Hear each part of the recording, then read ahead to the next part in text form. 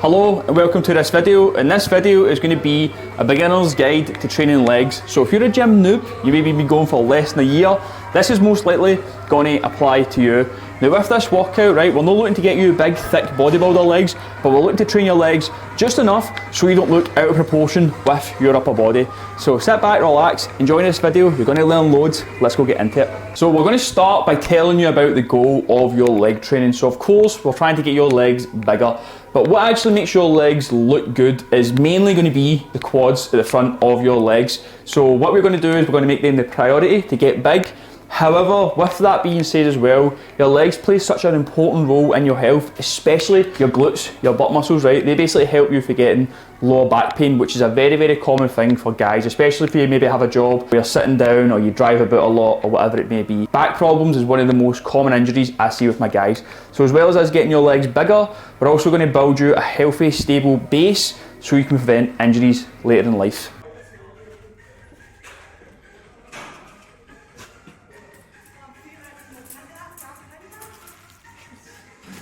So now that you're in the gym, first thing you're going to do when training legs is get your body warming up on your cardiovascular warm-up machines. This basically gets the heart pumping, blood going around the body, and when there's blood going through the muscles, it loosens them up and it kind of increases your flexibility as well. So me personally, if I'm doing legs, I'll always jump on the bike first, so I can just make sure all the driving is going through my legs. And then we'll move on to the next part of the warm-up. So now that we've completed your cardiovascular warm-up, what we're going to do is dynamic stretching. And all dynamic stretching basically does is get the muscles we're going to work ready to go and bear some load. So we just use our body weight to start with, instead of just jumping in and throwing like 40 kilo on your legs when they're not really that ready to lift, because that's how you basically tear your muscle and get injuries. With legs, I like to include a kind of core warm up as well, because when you're doing things like squats, etc., your core is massively involved. So I always start with the core warm up. So you've got to lie flat on your back, you've got to bring your knees up in like a sit-up position, arms right out to the side, and all you've got to do is rotate your legs over to one side and then back over to the next. And if you look at my feet,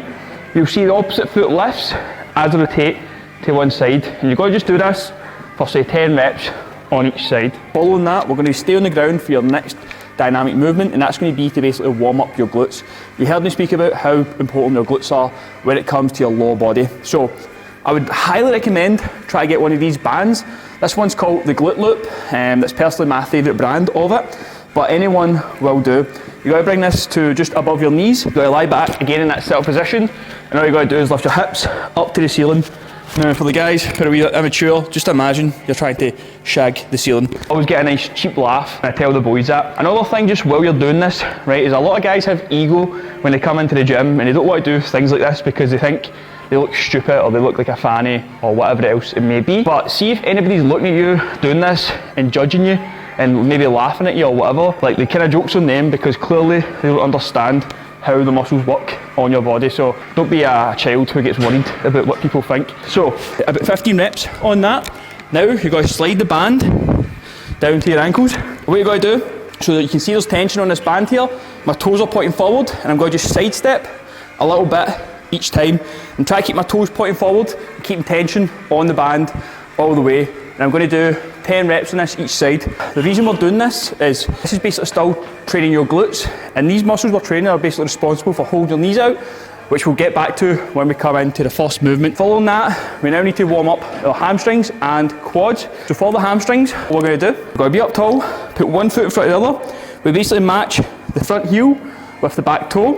And on the back leg, I don't know if you can see it there, but it's actually bent. I'm just going to show you the opposite way. So the back leg's going to be bent. If you're here, you've got to be up tall, you've got to think about pushing your bum back while keeping your upper body straight, driving hips forward, push your bum back, driving hips forward. Do this for 15 reps. Then we have the final part of the dynamic stretching, and that is going to be squatting. Now I've left squats to the end of this for a reason. Basically, most of you guys are going to have terrible flexibility and poor movement when it comes to squats. I've seen it through training over 600 guys. This shit fucking happens all the time. So we're going to use your new best friend, the box. And what a box basically does, teaches you how to squat very, very quickly. So you're going to stand at the box, you're going to make sure your feet are outside hip width apart. And if you look at my toes, I twist them out. Imagine you're looking at a big massive clock, and that's clock with an L. There's going to be pointing to 11 and 1. That's where your toes are going. And what you're going to basically just do to start with is you're going to work on just sitting right back onto the box. And what this is going to do is it's going to teach you to control yourself down and then come up. When most people squat, they squat too much with their knees. So sitting back, coming up. And then once you get comfortable doing that movement, you want to work on just coming down, bum touching, straight back up. Coming down, bum touching, straight back up. And you're going to do 15 of these. And then, once you've been practicing this for a while, you're then going to move the box away, and then you will be able to squat with good form, coming down. Now, I need to really reiterate this, get this into your head. Do not try and move away from doing the box squats too early. You might be embarrassed because you're trying to use the box, but it doesn't matter. You've got to build a solid foundation. If you start trying to squat heavy with bad form, you're going to build lots of bad habits. It's going to fuck you up later in life, I guarantee that. Now it's time to get on to the actual workout itself. Now, as you're a beginner, only really 3 things you need to learn to do correctly to properly build up the right foundation for your legs. And again, this is what this is all about. This is about setting you up so your legs have got all the proper movements in there to start with, and then we start adding in the extras. There's no point you trying to do all these complex exercises before you can absolutely nail the basics. So movement number 1 is going to be a squat. This time we're introducing some weight, which is going to be a kettlebell. I've got a pink one here to just show that you're going to be a little weak wimp right now,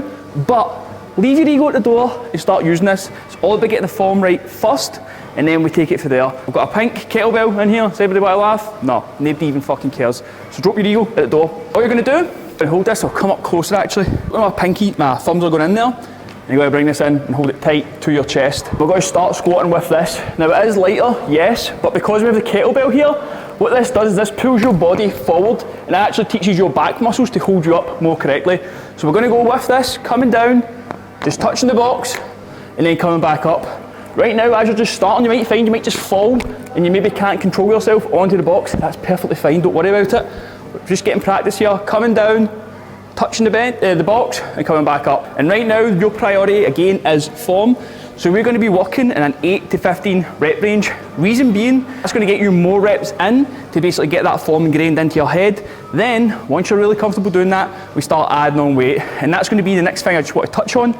If you are comfortable enough doing the kettlebell squat, it's actually really easy for yourself, then you can move on to a barbell squat. So the next progression from the kettlebell is using the barbell. Now a couple of just notes with this. First of all, use clips, put them on, and secure the weight. Because right now we're still learning, your balance might be off, and if you're lifting this off balance, the weights can slide off and then it'll go and catapult off you. Next thing, do not be a wimp and use a foam pad. Throw that shit away, just get fucking tougher. Now, with the barbell squat yourself, you want this set up roughly about chest height, so when you actually lift this out, you're cleared of the little clips holding it on there. I'm not going to run through the full form of a barbell squat right now, but basically, coming under this, getting this across, your shoulder blades up there, not on your neck, lift this out, you're going to step back to your box, and then all you're going to do from there is coming down, touching, straight back up. Just a little note to say while selecting your box, you can use a bench, which you'll be doing your dumbbell bench press off. If you can get a box, so it is a little bit better because it's just a bit more stable. You want this box to be lower than your knee, so then when you squat down, your legs should be just about parallel to the floor as well. If it needs to be a little bit smaller, that's fine. If it's a little bit taller, that's fine as well. Movement number 2, potentially the hardest thing that I need to teach guys is how to hinge at the hips. So hinging at the hips basically means you're only moving from the hips. When most guys go to bend over like this, if you do that, bearing weight, you'll injure your back and fuck yourself up. The hinging of the hips movement is something that, again, I find guys take up a good bit of time to try and learn. So if you're really struggling, maybe you should hit me up for PT, contact me via my email address down below, and we can work on it one-to-one. What we're going to do is we're going to move on to a Romanian deadlift. First things first, we're going to be using the bar. You want to get some sort of, I don't even know what you call them. What would you call that, Paul? Guards? Let's call them guards. We're going to get some sort of guards. What this means is, see when you lift this out, cleared, and you can step back, and you'll not have to try and lift it over stuff. It's going to be really hard when there's a lot of weight on there. So let's start with actually walking into the movement. We'll be close to this with your legs. If I grab this, just outside shoulder width apart, we've got a straight back here when we're lifting it up, and we're coming back. One big step back, gets you out of the way of everything. Then we're going to set our feet up at hip width apart, slight bend at the knees, and we're going to drive the hips back till we feel tight in the back of the legs, and then it's driving the hips forward into the bar. Now with this movement, as you can get used to making the hips do the work here, you'll start to feel your butt cheeks basically contract. I don't know if you can see on my shorts, but you'll be able to see my arse cheeks basically eating up my shorts here, and that's a good sign that you're doing the movement correctly. Now you need to learn to get this movement correct, because from this hinging at the hips, you can basically unlock a shit ton of exercises, and it allows you to do so much more stuff with proper form. So 8 to 15 reps on that. Just a little tip with that as well, I recommend videoing yourself. All you need to do is literally just sit a bottle down, put your phone down like that and record it. And this is going to allow you to view your form from a slightly different angle. You'll start to notice here, this is a recurring theme. Get the form right first and then add weight. So movement number 3 is going to actually be a hip thrust. Before you start saying, is that a girl's exercise because it grows your butt? Yes, lots of girls do it because they train their glutes. However, that does not make it a female exercise. You still have glutes as well, and they're the biggest muscle on your body. Now we're going to utilise the band here, in the box again. So sit here, get the band above your knees again, and what we're going to do, this is how we set up, so your legs will be flat. We bring them up to about a 45-degree angle. Feet need to be hip width apart, and we're going to lift ourselves up here. And then from there, then what we're going to do, this is your top position. You want to make it as a straight line from your shoulders to your hips to your knees, and make sure your glutes are squeezing here. I'm also thinking about driving my knees out against the band the full way. I'm not holding them out just at the top, I'm holding them out at the bottom as well. We're breathing in, coming down, and then breathing out, on the way up. Controlling that down, and then up. Now something I'm prioritising here is making sure my shoulders are in contact with this box the full time. Controlling it down nice and slow, and then driving the hips up to squeeze. So starting off with that, you're going to build up till you can do like 20 reps, and then we're going to move on to the progression, which is going to be the barbell variation, as you can see here on the screen. Now we've done the 3 main movements of your legs. This is going to be more of a kind of like a dynamic / functional sort of movement, right? It's good to load up your legs with big heavy weights, you just press and stuff like that. However, you kind of want to make sure your legs also are strong in like different ranges of motion, and kind of things you're going to apply to real life. So, we're going to go on to walking lunges, and this basically incorporates one, strength to build up and press up your body weight, but also the stability. And what you're going to do, you're going to be up nice and tall, and you're going to start with your weakest leg first. You're going to take a big step, land on the heel, and then you're going to come straight down. Just before that knee touches the ground, you're going to come up, feet meet in the middle to keep yourself nice and stable. Next leg, coming down. Whoa, nearly decked it there. So as you've seen there, I wobbled, which, to be honest, is a bit off character, but I'm glad I caught that on the video, because something you can also work on, instead of just lifting more and more weight, is getting more stable while you're doing this. So make sure you take a nice wide base as you come, whereas if you're lunging like this, it's naturally harder to balance because you have a more narrow base. Now, we're going to work on the finishing touches of getting you bigger legs. The quads are going to be the main contributor to you having like big legs, especially from the front. So what we're going to do at the end of this workout is isolate them to basically make them get that little bit extra work just on their own, and to really focus on isolating that muscle and squeezing really, really hard to get that last little bit of progress from them. Very, very simple. All you're doing, sitting back, make sure your knee lines up with what they call the pivot point. Every machine has it, show them that. This is your pivot point. My knees line up with that exactly there, right? And what this means is this machine basically moves at the same point as my legs. Now with your leg extension, I want you to sit back. I want you to think about bringing them up, squeezing them there, and then we'll control them down slow all the way to the back to get that full stretch, and then taking that up, squeezing. I want you to listen for this sound. That noise. The weight has touched that, and we don't want this because it basically takes tension off the muscle. So I'll bring it down as close as we can without it touching, and then taking it up. Now, as you're just a beginner, this is going to be the easiest exercise for you to perform. I want you to take this to complete failure and learn what failure really feels like to make the quads pop. But 8 to 15 reps on that as well. If you've done leg day correctly, you should be lying down flat on the floor after this. Not because you're tired, but because you're going to do a finisher to train your glutes. And as I say, boys, your glutes are really fucking important. So do your glutes. If you've learned anything from this video, train your glutes, please. So what we're going to do is we're going to be doing a glute bridge, which we've done at the start. This time, instead of just doing 15, we're going to do 3 sets and take them to absolute failure. What you're going to do is coming up, coming down, coming up, coming down. Finishing up with this is going to get your glutes full of blood and help your mind muscle connection to your glutes, and this is going to transfer over to all your other exercises. I promise you this, if you train your glutes, you will thank yourself later in life for it.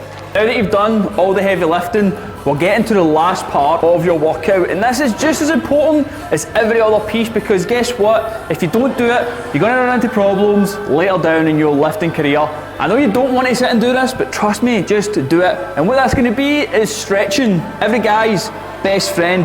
Now if you're anything like all the guys I train, you're gonna have some tight hamstrings, so we're gonna prioritise stretching that first. So it's the same positioning, all you gotta do is drive your legs back. You should feel a tight stretch up the back of your hamstring. You gotta hold this for 45 seconds a side. Then we're gonna go on to a glute stretch, which is gonna involve you lying down on your back. I just call this the pretzel, because you basically put one leg up here, like so. You grab under the opposite knee, lie back and pull that knee towards you. You're gonna feel a big stretch up this area here. And then finally, we have the quad stretch. You're gonna sit straight on your legs, and you're gonna just lean back here, and you're gonna feel a massive stretch up your quads. And the goal is to finally get right flat back. But guess what? I can't do that right now because, like most noobs, I ignored stretching, and guess what? It gave me problems with my knees and my back. So that's why I'm reiterating how important that is for you to go and do it. So let's just recap what we covered in this video, but before we do, make sure you like and subscribe to the channel because it helps gym noobs like you get better and avoid looking like an idiot in the gym. So the main things we covered is you're going to actually start with the goal in mind. You don't just go in and hit lots of different exercises because they're leg exercises. You only hit exercises that get you closer to your goal. And your goal right now is building up the proper foundation to then add on to. So with your leg workout, we come in and we do your cardiovascular warm-up first, then move into dynamic stretching, then we hit your 3 main core movements. If your legs aren't too tired, we hit lunges, and then if you want a finishing touch, we hit the leg extensions. After that, you're going to then stretch your legs out to make sure you don't get injured. And finally, you're going to train your glutes to avoid having problems later down the line with your back or whatever else it may be. Hopefully you enjoyed this video. Thank you for watching. I'll see you in the next one.